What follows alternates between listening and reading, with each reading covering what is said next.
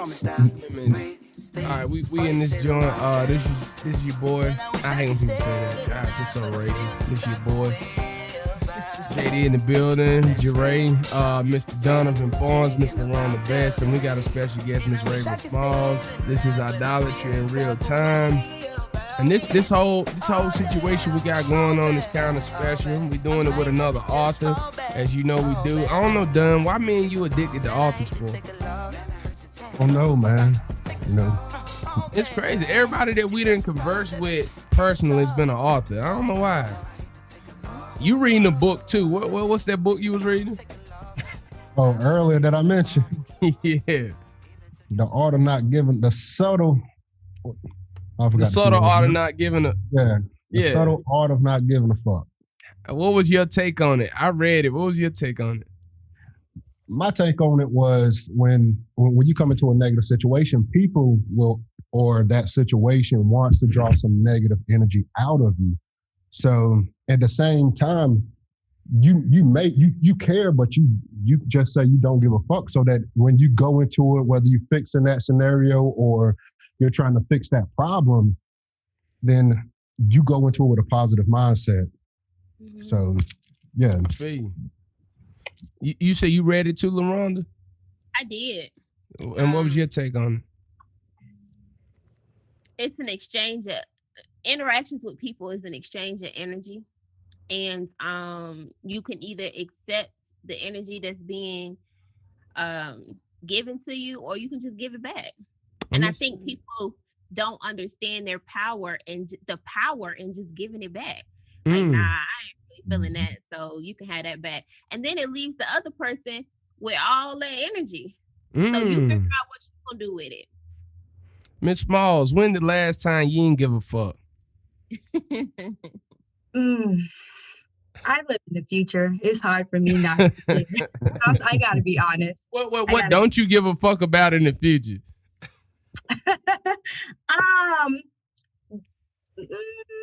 Haters. Let's say that. Oh, okay, cool. So we came in off a nice introduction, Mr. Nazia Jones, one of my favorites. If I rule the world, great opening question, icebreaker. If you rule the world, what, Miss Raven? If I rule the world, look, this is gonna be very because I'm a teacher, but healthcare wouldn't be a problem. Education would be free. I really feel like it would be equitable for everybody, no matter skin tone, no matter background, no matter where you came from. I wouldn't do a prison system. I would shut that down and do restoration instead.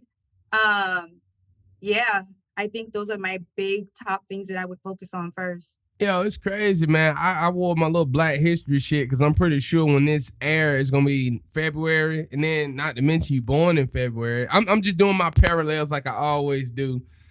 Not to mention you born in February, and then it's crazy because you on this Black Power type shit. I see you got the little puff going on and all that. I should have came in on Heal the World instead of If I Rule the World. If you rule the world, what up, Miss Bess? If you rule the world, what?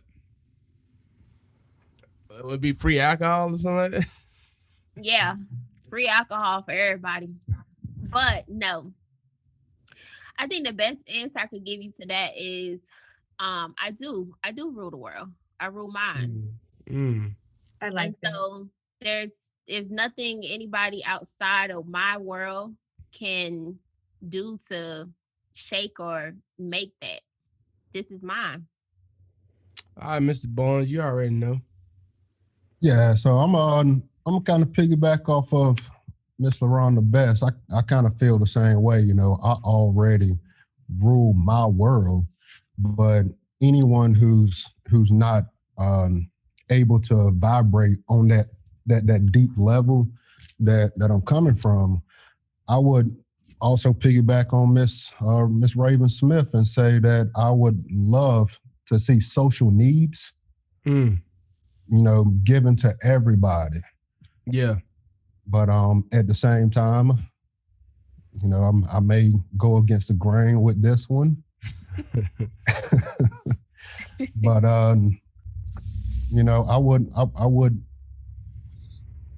I would say that there's no person that is over everybody. Mm. You know, Mm. That's crazy. no more government, no more political system. Everybody has an input, but there will also be a sense of organization. And if you don't get with the program, then you go on the Raven Smith's rehabilitation program. The Raven Small. Or small, yeah, Raven Small. See, now you know what the problem is. I've been calling Don Will Smith so much. Right. You know what I'm saying? That's what it was. I've been calling him Will Smith so much. We got to do a formal introduction. This is Idolatry in real time, quite naturally. You already know who we are, but we got somebody we want to present to you all. We got Miss Raven Smalls in the building, critically acclaimed author. Raven, you're gonna have to contact Amazon because I ain't got my book yet.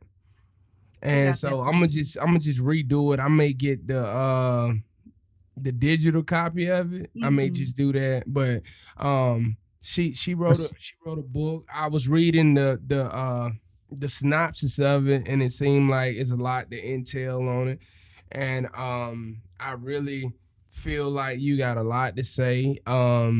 I feel like your story needs to be told in a proper way, and that's what we plan to do.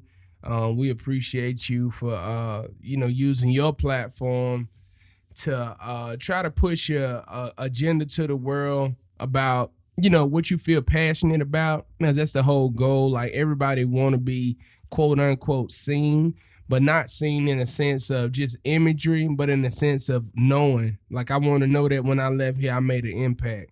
I think that you're making an impact. And, first of all, starting out, I just want to say thank you for that. And Miss Bess, you do the rest. You know what to do. Let me hear those words drip off your lips like the juice of a plum. Tell me again. Music to my ears, the perfect harmony. Tell me again, pretty please. Tell me I'm all that matters to you. So I had did my own little research before you came on. Thank you so much for joining us tonight. And I came across this one, and it hit different for me. And I was just like, tell me where you were when you wrote this. When I wrote this, I was really just thinking about how I feel as a woman, or just as somebody trying to be accepted in the world. Just like when you want somebody to see you, and that can be like a job, that can be a friend, that can be just anybody just wanting to be seen. You want validation. Not saying that that's right, and I'm gonna touch on that later.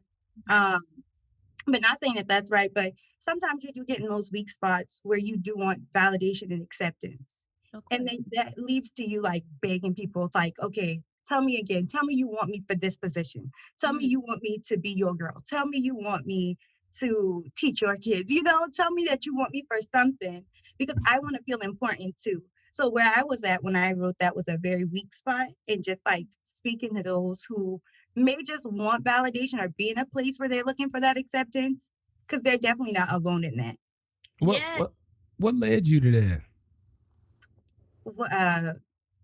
I'm a very sensitive person, and I feel like right now I'm like single, and sometimes like you be sitting here and you think that you got it all figured out, and you be like, oh, I'm good, I'm single and content, and then every now and then you be like, dang, you think back to old situations, even if they weren't necessarily good for you. You think back on the good times, and then you're like, okay, dang, tell me again that this is what we want. Even if I'm not in the perspective of like that ex person, maybe that person could be talking to me in that sense, or saying like, because if I ended it, maybe they say, and tell me again that you want me, because I'm the only one that can restart it. And I kind of resonate with what you said about, what are you going to teach my kids? That's kind of how I look at any relationship I get into. Is that, what are you vibing with right now that I will be okay with you giving that energy to my kids or our kids at the same time. And sometimes, it's like, whatever that person's into, it's like, I don't want my kids to be that person or to be listening to the music you listen to, reading up on what you're in tune into, because whatever you're in tune into, your kids will be. And that's what I look into it. You know, I'm always in the future. So I definitely resonate with that. Yeah, I think that's really really good. I think everybody can resonate with that. So I'm thinking about the the title of your book, Cuts and Bruises. And so when it was first presented to us, the first thing I thought about was quite naturally was like physical cuts and bruises. And so I'm like, oh, this gonna be good. This gonna be deep. But then when I watched one of your videos on your Instagram, I saw that cuts and bruises can be not just physical, but it could be spiritual, emotionally, mentally. Like it's so many different levels to what the cuts and bruises that you're speaking about. And so I say all of that to say, when you was writing the book, were there any light bulb moments where you thought about how some of the cuts and bruises you've experienced were kind of self-inflicted? So instead of it being something that somebody else did to you, you realize like, yo, I did this to myself. Yeah, actually. And you know what's crazy? It didn't happen as I was writing the book, because a lot of these things I wrote in the past and I just always knew that I was going to let it out. And this just was the perfect time because I find myself back in that spot. Um, but it's crazy because now in reflection, I can see, oh, and it's crazy that you mentioned that, because like right now I'm all about self-growth and all about getting myself together and identifying whatever is toxic about me. Yeah. And in hindsight, looking, like, that's the thing about acknowledging cuts and bruises, because like once you acknowledge them, then you can start to dig, what did you do wrong? Because prior to, I would say, oh, this person did this to me, this person did that to me. And now I'm able to reflect and see, dang, they did this and I still stayed. They did this one thing and I still let that be acceptable. Or they could have did something that wasn't so bad and it was my response that was terrible. And like, I'm all about therapy, getting help. I am newly into therapy just because like I feel like it's important to talk those out and be able to identify where you could have been wrong. So it is very crazy that you brought that up, because now I am seeing that, yeah, I inflicted some of these wounds on myself by staying or making that person feel like it was all right to do these things. Or like even when I'm by myself, like being more harsh to myself than I need to be. Raven, who are you? Like, what's your origin? Like, where you? What makes you you? You know, I know you're a female. I know your name is Raven. I know your birthday now, but other than that, like, who are you? Like, what brought you to this point? What situations kind of shaped you into an author to be able to write this book? What experiences have you had that made this possible? All right, so who am I? I am a Black woman from a strong woman-led family. And I'm very sensitive. And that's important because it goes against the grain. Whenever, in my experience as a Black woman in my family, Black women has been expected to be strong, to be able to like stand up and be like rah, rah, rah when somebody does something to them. And I'm just very sensitive, and that just was not flying with my family. So when I experience these big emotions, I feel like I gotta hide it.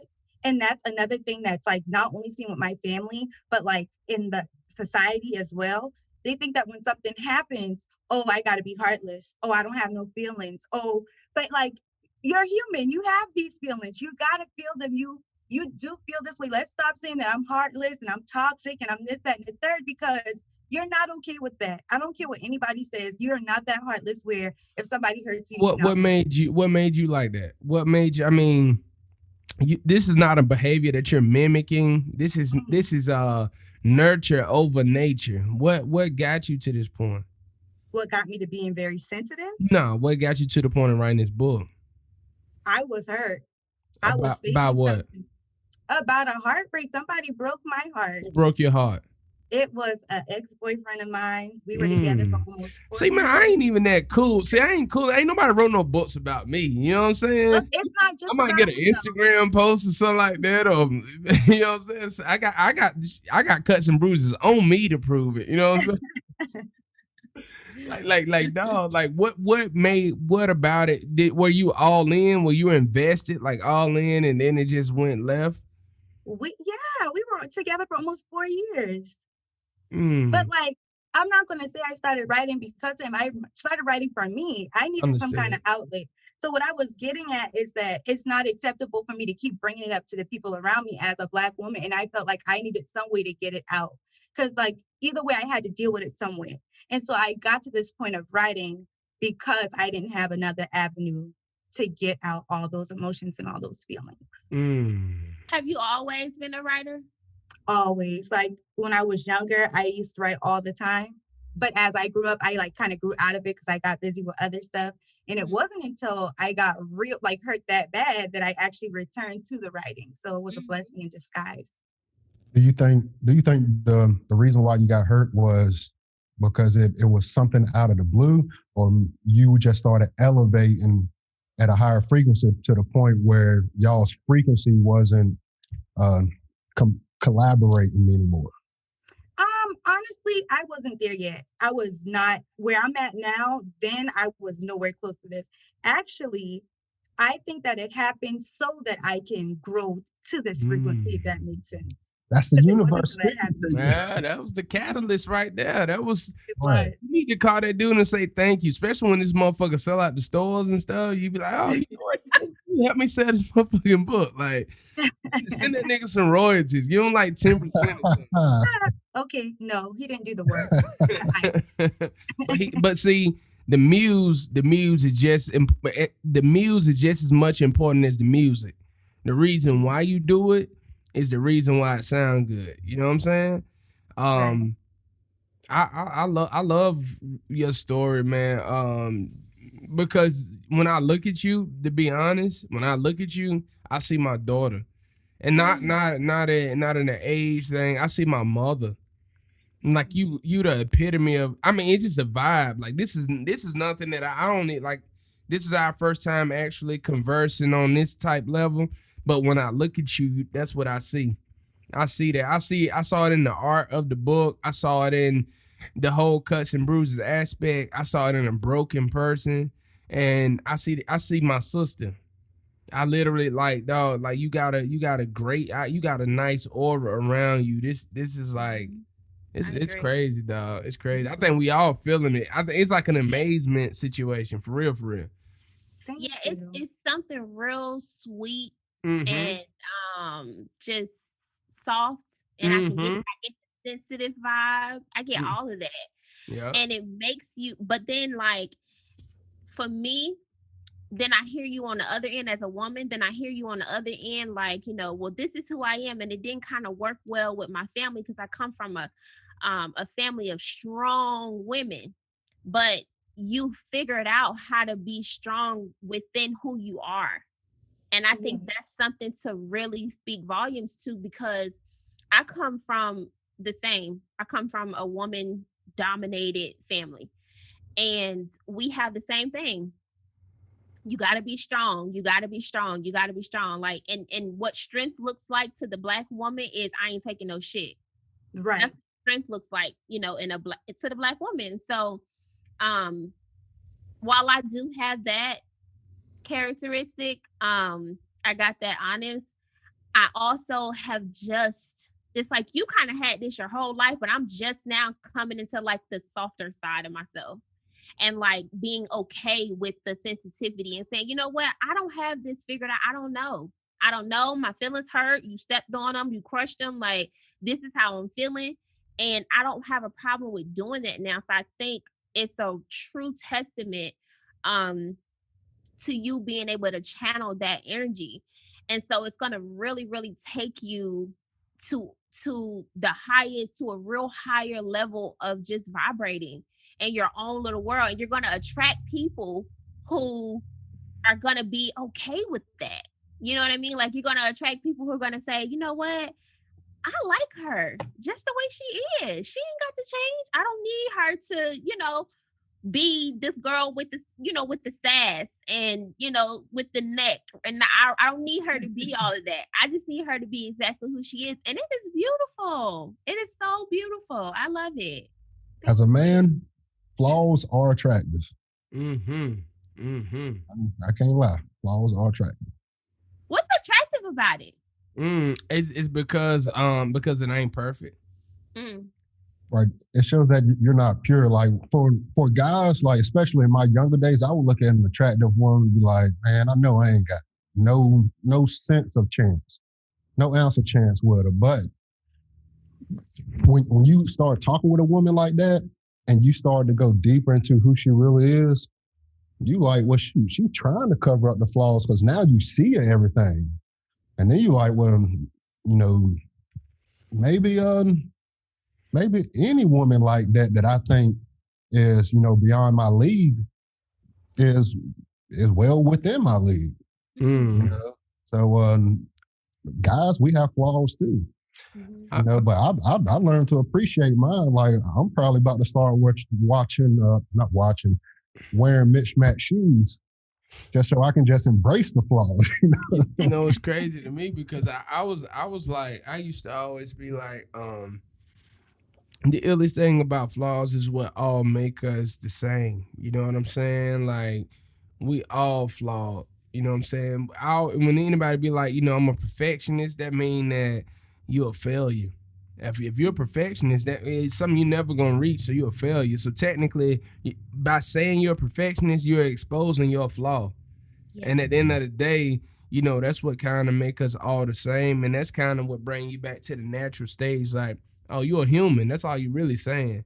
When you wrote this book, I think, to me, it seemed like there had to be somewhere in the back of your mind, like it's humanistic, like more so I'm trying to relate to the masses, not for the sake of pushing my book, but for the sake of an understanding I know that we all feel. You know what I'm saying? And I think that's what you captivated in what you're trying to project. And I like the whole concept. I mean, it's funny because when I look at the cuts and bruises that I have, like I said, mine are literally physical, some of them, and they all tell a story. So if and then sometimes all of them don't relate back to one isolated situation. It could be when I was 5 years old and I cut myself, or you know what I'm saying, or I had a bad accident and I look back and it bring me back to that incident. It's like, why is it significant in my life? When I look at myself, when I look at my, when I look at what is wrong, and I see the cuts and bruises, it tells a story. And that's what I like about the whole concept, is the telling the story. You know what I'm saying? And you're exposing your cuts and bruises to all of us. So it's nothing better than transparency. Transparency will take you a long way. You can't heal what you never reveal. Exactly. Hello. Yeah. Your biggest failures will be your main contributors to your success. Yes. With that said, we're gonna go to break. If y'all gotta go take a leak, this idolatry in real time. All right, we're back, yo. This is Idolatry in Real Time. You already know it's Cuts and Bruises episode, sponsored by the whole idolatry situation, the umbrella. You know what I'm saying? We got Miss Raven Smalls in the building. Are you kidding the Biggie Smalls? I was going to ask you that. No. Oh, okay. No. I was about to say Juicy because I like your lip gloss, and I was just thinking, I don't know. Mr. Real Pro, what up? What's going on, man? Everybody good. I love the way, I love the direction that the podcast has been heading to. As I was telling Raven, this has been a highly anticipated podcast. Yeah. I've been knowing Raven for a while and just recently learned about, her book. And, when I first heard that, I was like, okay, I started trying to calculate some numbers in my head as far as, how someone can do that. So obviously, we could have asked LaRon the best. Well, she actually can chime in to this, but To piggyback off of Rhonda, we already touched on the growth aspect from the process to start writing, but now I want to talk about the financial aspect of starting that book and getting it published. On the lower end of the whole publishing process and actually getting your book to the shelves or the Amazon through digital or paperback copies, that could be upwards of about $2,000. But if you wanted to go to a larger publishing and larger, that larger audience, that could reach probably above $15,000 plus. Now, you can, if you want to, you can share about what your investment was into your own journey, into your own life, because I think I always tell people, invest in yourself first and invest in who you are, what you do, so that you can let people know why you do it and how you can help them. But share with us that financial mindset to writing it into your pieces of paper, your 3-ring binder, or however you were writing it, to putting it in a book. How did that look? All right, lots of research, lots of that first. I did invest into myself. I did a couple $1,000s that I invested in. I do not plan on just keeping it on Amazon. The benefits of being on Amazon is that it can reach international. I did sign up for that. So I have people in Canada who also buy the book. Right now, I'm working on getting it in Barnes & Noble, Walmart, and that's just all a matter of getting it on, getting it picked up, which should be fairly, it should happen in the next few weeks or so, because the editor that I'm working with on that, she's helped me out with that end of the deal. I do have the book in a couple local bookstores in Charleston, and also I'm working on, my next step is working on getting it in local shops in the area that I'm in, which is Raleigh. So what would you say, I guess, the max to get to the level where you are? What's the max someone who wants to write a book? I would say, book? Right. Are you talking about investing into the book first? Yeah, like money wise, the way you are right now, how much do you think you've invested into that? I feel like I've invested. Okay, so I'm gonna say I went just a little bit over a couple thousand, because originally I was trying to work with someone who can help me with, like, getting the cover, someone who would help me be able to put it onto Amazon in the right format and then get it into those bookstores as well, who already had those connections, and getting me connected with people that can do podcasts. So that in itself was a couple thousand. Then I also do like advertisements. And those advertisements can be on Instagram. I'm working next on going to Facebook. So I would say 2,500 at the most for now. I mean, I can't really answer that too precisely. The reason why I say that is because I'm not done. I don't think, right. I don't ever think I'm going to ever reach my limit. I'm always going to expect more and want to go higher. I'm always going to invest more. So I don't have a precise number to give you, because I'm always going to put more into it. Well, what's your goal? Like, did you write this book? Because one of the things I questioned Donovan and LaRonda when we came together to do the podcast was you doing this for money? And I'm asking this kind of a loaded question because I'm asking this for a purpose. And both of them answered the same way that I thought they would. And I just want to know, did you write this book for money? Yeah, just that's a yes or no, and then I go on my second part. I'm going to say no, mostly, and yes. So you don't know why you wrote the damn book. No. I know why I wrote it. I'm just joking. Mostly no. So I mean, I know you wanted a revenue chain on it. I'm not discrediting that, but your basis for writing it wasn't for money. No. Okay, agreed. So that was kind of what I asked them. Like, we would like to see revenue, but at the end of the day, the whole goal wasn't to do it for money. It was more of a selfless act just to give to the world. And I feel like, me personally, I feel like it's a labor of love type thing that you did, to kind of illustrate to people what you felt like needed to be heard. What's your favorite section out of the book? I think my favorite one is Far Past Passive. That's my favorite poem. It's pretty lengthy. Do you want me to go into why, or you just want me to leave it at that for now? Go in. No, go in. This your time to shine, baby. I feel like you get to a place when you like grieving something, when you facing a challenge, like any kind of challenge, you get super frustrated. But it's hard for you to admit that you're frustrated because a lot of times you want to pretend like everything is good. You want to pretend like, okay, I got this, I could overcome this, and you don't really want to accept the fact that you are this mad about it. But in Far Past Passive, I started going into, look, I'm frustrated. Look, that's not going anywhere right now. I gotta acknowledge it, because if I don't, it's just gonna stay there and it's never ever even gonna leave. And so I just go all the way into the depths about everything that I'm frustrated about in that moment. I go back into things that have frustrated me in the past, what I could possibly be frustrated about in the future. And just really, I feel like that was the first time I got super honest with myself and where I was at. So that one, I love that one the most. I got it. See, I'm gonna see, and I want to go on air and say that I ordered your book, I bought your book, and Amazon F my joint up, and so That's why we getting in Barnes and Noble and yeah, Walmart. we definitely personally, real talk, I cash app you. I want a signed copy, dog. Oh, I could do that for you. Yeah, I want you to sign my copy. I do too. I got you. Too. She want everything I want. See, I shouldn't have said. I should just text you that, John. I was actually gonna send you a DM, Raven.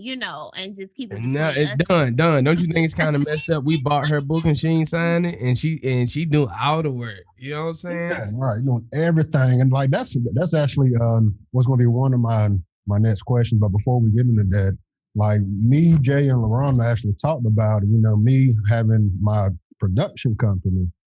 And also doing real estate with United Real Estate. So if you need a realtor, let me know. I'll let you know when I'm done. You know when it's done.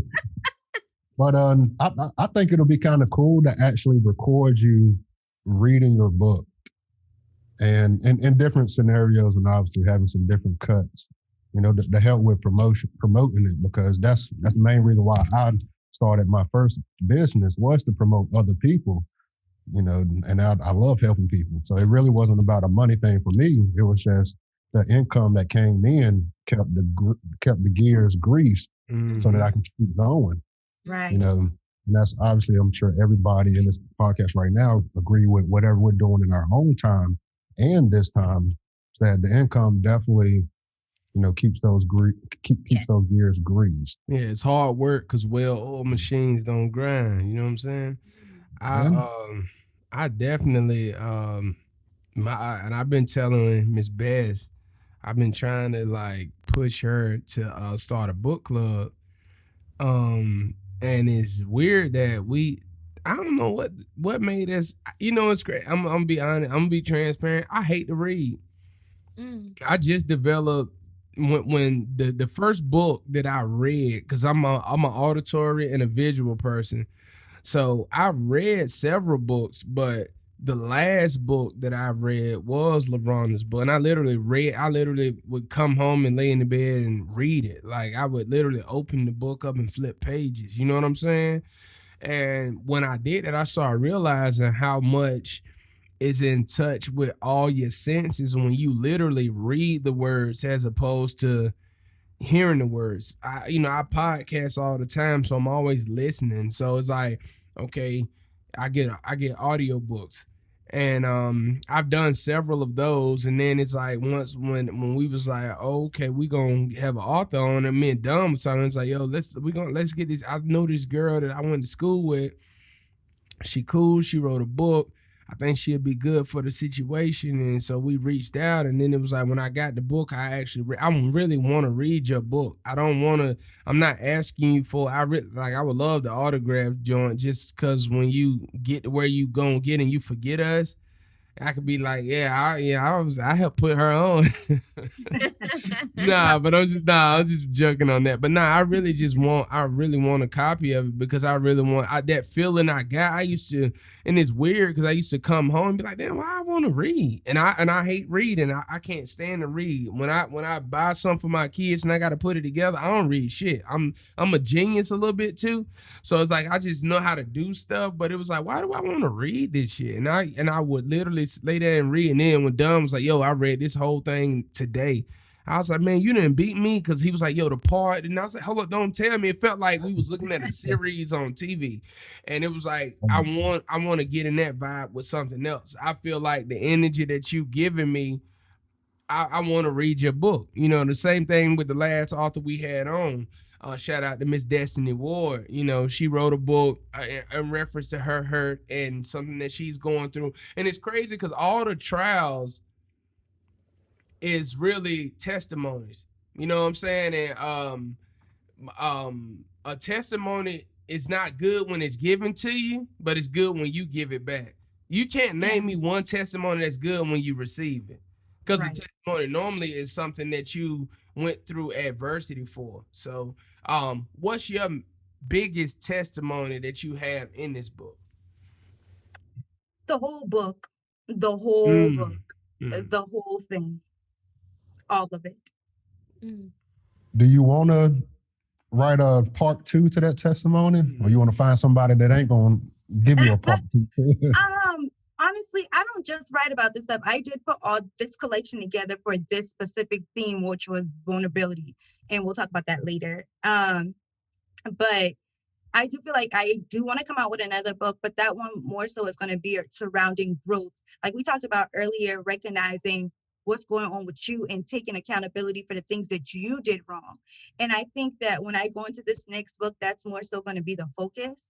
It's going to be about acknowledging like the things that you can pinpoint within yourself and you have control over changing. Is Mm. this book the uh preliminary to something greater, or is this it? Like, Um, is your go ahead.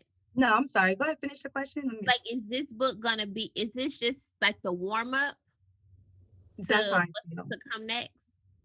Kind of, sort of. I really don't see myself ever stopping. I don't see myself not writing because I know that is a big way that I like that I release. Yeah, And it's also, therapeutic. Mm-hmm. yeah.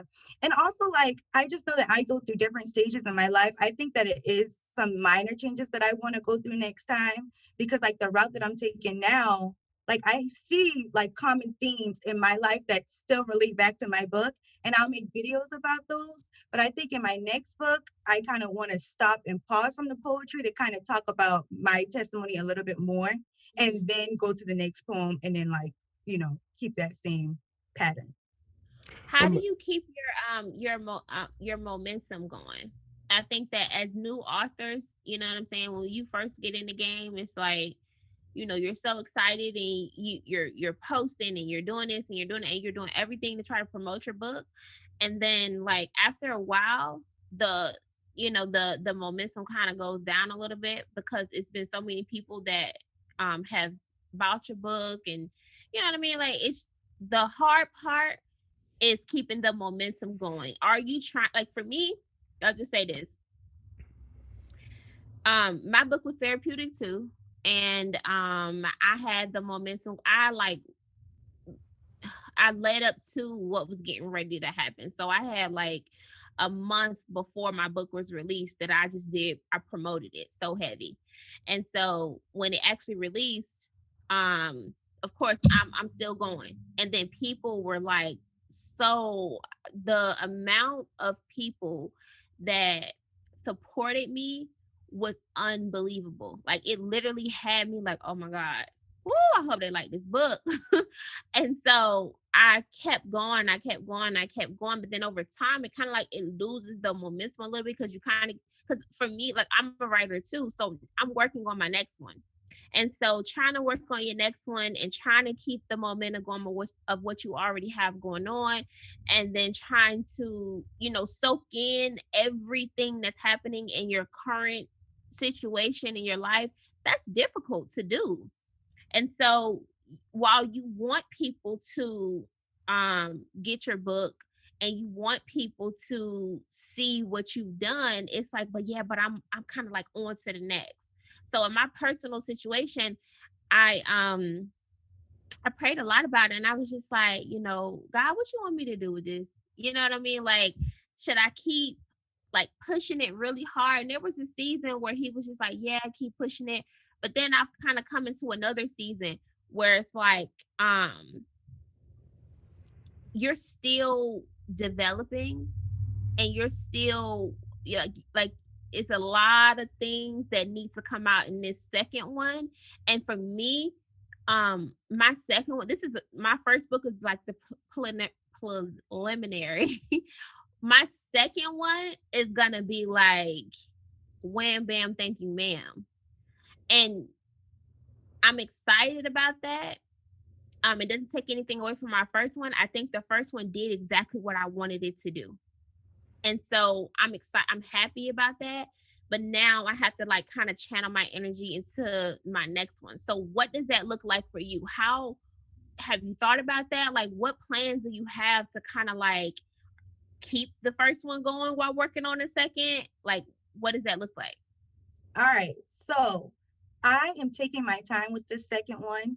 If I think of something, if something is heavy on my heart and it's on that theme, I go ahead and I write that. I go ahead and type that poem out and I leave it there. If I think of something else, I come back and I type it. I'm not forcing anything. Mm-hmm. So I'm really going to take my time. Also, this book is fairly new. It came out at the end of December. Mm-hmm. So I'm still very, very focused on getting this one out. And I'm going to take my time with the second one, just like I did with the first. Because like I said, these poems were written years ago, and I just had to work myself up to have the courage to put it out. Gotcha. So I think that my main thing is just going to be taking my time, like not forcing anything to happen, not putting anything into like a time barrier. I feel like a lot of the times we mess up because we feel like we got to get from A to Z in one step. Mm-hmm. And I'm just taking it step by step, A to B, B to C, C to D. And I think that's going to help me in the long run, because then I'm not overworking myself, because as much as we praise burnout, it's actually the opposite. Yes. Of what we should be doing. Yes, I agree. As he said, treat my first like my last and my last like my first. Hey, you already know. Hey, man, this Idolatry. We're going to do another break. You know what I'm saying? You already know who it is. The real Pro Photo, the real Dunn. She's the best. She's the best, too. So who the best one? I'm trying to find the best one. That's what I'm looking for. Miss Raven Brianna, Miss Raven Smalls, and you already know who it is. This Idolatry in real time. Yeah. All right, yo, we back, man. This Idolatry. We got Miss Raven Smalls in the building. One of the best to ever do it when it comes to that literature stuff, when it comes to putting the pen to the paper. You already know how it go. Cuts and Bruises is the title of the book. Go get it off Amazon. Go get it, you know what I'm saying? Read it, take heed to it, listen to it. Raven, you gonna do your own voiceover on the book, or you gonna have somebody else read it for you when you do the audio version? I'll probably read it myself. You ever thought about putting together like some illustrations, like a little cartoon or something to go with certain poems or something like that? I feel like my mind has ventured there. I haven't gone deep into thought, because right now I'm really focused on marketing it, period. And then also I have so many ideas about the next book. So I feel like once the next book comes out and I start digging deeper into how to continue with those two books out, that's when I'll be given other avenues. Just more focused thought, because it's not like they're not running across my mind. I'm just not focusing too deeply into it. So what made you put it in literature form? I asked any author that. Like, people don't read these days. What made you put it in words? Because people don't appreciate words, unlike me. Mm-hmm. You know what I'm saying? Like, I really appreciate words. A lot of people don't appreciate words these days. I mean, you listen to the music. It's like pretty much melodies and rhythm. There's no substance at all. What made you revert back to substance in a climate such as this? Right. This goes back to what me and LaRonda was talking about a little earlier. But when I feel heavy, I kind of revert to myself and it makes me feel lonely. I feel like nobody else understands. And that's just simply not true. All of that is because I don't know that other people are going through that. So, my purpose of putting out this book is so people dealing with anything heavy, not just a breakup, just any challenge that they're keeping private or hidden, they can see, look, I'm not going through this alone. I'm not the only one. Like, you know, in your head, you're not the only one, but it's different between reading somebody else talk about it and just having that thought in your head. Does that make sense? Yeah. Yes. So that's what made me write it because I need other people to engage and know, look, I'm not in this alone. I'm not the only one going through this. I'm not the only one silently struggling. I'm not the only one. I think it's important for people to be able to have something physical that they can pick up and say and say, you know what, I know that when I pick this up and I read this, it's going to calm my spirit and it's going to do something for me personally. It's one thing to hear it, because if you think about it, when you're listening to something, you can be doing a million other things at one time. You know what I mean? Like, and you're not Right. really listening to what's going on as much as when you have to sit down and open and flip pages. You're actually a little bit more engaged. And so I for most authors that I've talked to, it's important for their readers to be really engaged, because you put a lot behind that, and just sharing it and just sharing your experiences and sharing your testimony and just sharing everything. So you want people to be engaged and really be able to feel what it is that you're writing about. So that was something that I just love that about authors. Like, okay, I know we in 2021 and I know technology is the greatest that it's ever been and all of that, but let's not take away from um the foundation. Let's not take away from, what it Origin. is that got us here. Mm. Yeah. Right. There's a certain connection that could be made. I love reading. On the flip side, like I'm a reader, but I make a certain connection when I hold a book in my hand as opposed to when I'm reading it online. It's I just Yeah, agree something with to be that. said about it being physically there. I Yeah, agree.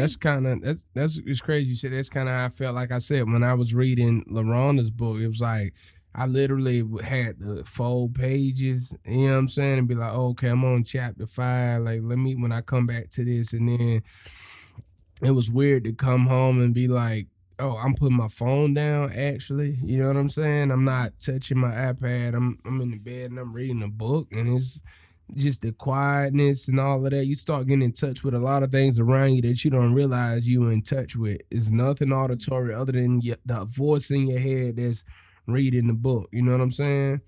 And it just put me in a different space. Um, I'm feeling that, man. Anybody, y'all, what's y'all final thoughts for Miss Smalls today? You go ahead, Don. I had to think. um, oh no, I got to think about that. You Okay. know, I ain't done thinking yet. So I'll let you know when I'm done. Thank My final thoughts would be, you are 25, and you have such an amazing aura about you, and I can only imagine what it's going to be like once I have the book in my hand and I'm able to um read what you have put out there. I know it's going to be amazing. um if I could encourage you, just as somebody who's just a little bit older, I ain't that old, You don't but look it. she. You don't look it at all. thank you. But just somebody just a little bit older, like, if I can encourage you to do anything, it would be to just stay so true to who you are. Like, it is, if nobody's ever told you that it is like really beautiful, it's really soft, it's really sweet, it's really becoming, like, just stay true to who you are, and whatever is meant for you, it's gonna come. It's inevitable. It's gonna come. Hmm. But I'm proud of you as a, as as an author myself, this industry, this game is not easy. There's a lot of money, time, work, just it's a lot a lot of things that go on behind the scenes that are not talked about, and that's fine. But I know what you put in to get where you are right now, and so I'm proud of you, and just keep going. That's Thank good. you so much. Thank you. Mm-hmm.